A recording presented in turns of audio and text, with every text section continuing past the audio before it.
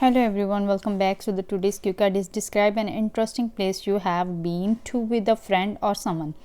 एक interesting place के बारे में बात करनी है जो आप जहाँ पे गए थे किसी फ्रेंड के साथ, जहाँ किसी के साथ. What and where the place is, कहाँ पे है और क्या प्लेस है.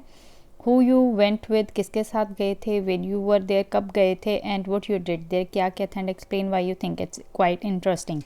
सो बेसिकली आप यहाँ पे किसी भी इंटरेस्टिंग प्लेस के बारे में बात कर सकते हो. You can say India is a diverse country and there are myriad fascinating places which are renowned globally.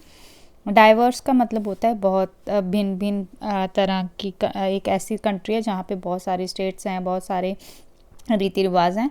तो कहाँ यहाँ पे बहुत सारी ऐसी, माइरिड मतलब मैनी और फैसिनेटिंग मीन्स इंटरेस्टिंग. बहुत सारी ऐसी इंटरेस्टिंग प्लेसेस हैं जो कि काफ़ी ज़्यादा फेमस हैं ग्लोबली. रिनाउंड मतलब फेमस.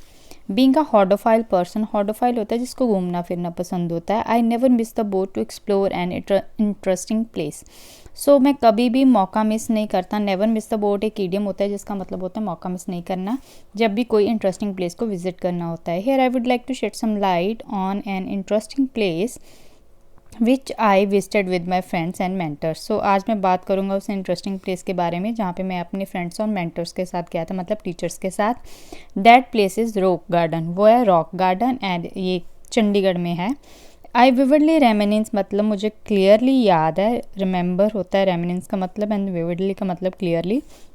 लास्ट ईयर हमारे स्कूल प्रिंसिपल ने एक एक्सकर्जन जो था वो ऑर्गेनाइज़ किया था. एक्सकर्जन का मतलब होता है ट्रिप, जो कि 10th ग्रेड के बच्चों के लिए था उनके समर वेकेशन पे. All the student were quite elated, सारे बच्चे बहुत ज़्यादा खुश थे. I remember we hit the road in the morning at 6 AM. Hit the road एक ईडियम होता है जिसका मतलब होता है जर्नी स्टार्ट करना. We reach there around 10 AM and purchased our entry tickets. My friend and I were bouncing on the walls. Again यहाँ पे एक ईडियम आ गया. बाउंसिंग ऑन द वॉल होता है कि एक्साइटेड होना किसी चीज़ को लेके. तो हम लोग बहुत ज़्यादा एक्साइटेड थे as rock garden was a new place for us to explore, क्योंकि ये नई प्लेस थी हमारे लिए एक्सप्लोर करने को.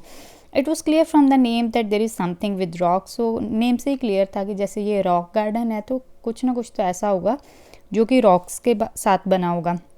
When we entered the garden, we were boiled from the blue. Again idiom आ गया यहाँ पे, boiled from the blue. इसका मतलब होता है सरप्राइज हो जाना या शॉक्ड हो जाना. दोनों के लिए सेम idiom यूज़ होता है. There were a lot of things and sculptures. बहुत सारी चीज़ें थी वहाँ पे. Everything were built from industrial home waste and discarded item.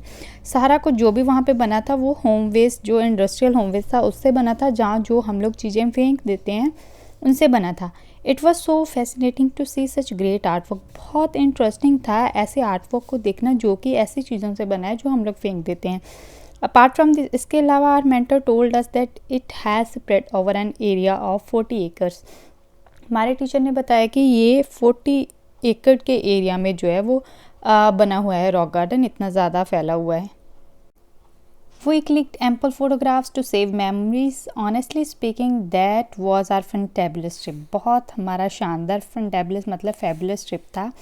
I have recommended this place to my cousins because they deem that, deem का मतलब होता है think, क्योंकि मैं ऐसा सोचता हूँ ये काफ़ी इंटरेस्टिंग चीज़ है देखने को कि कैसे वेस्ट मटेरियल जो है वो यूज़ हो सकता है इतना ब्यूटीफुल गार्डन बनाने के लिए. We spent almost 3 hours there and then went to Sukhna lake which is just around the corner of that garden. हम लोगों ने 3 घंटे वहाँ पे स्पेंड किए. दैन हम लोग सुखना लेक गए जो कि उसके पास में ही है. अराउंड द कॉर्नर होता है, वेरी नियर ईडियम होता है ये.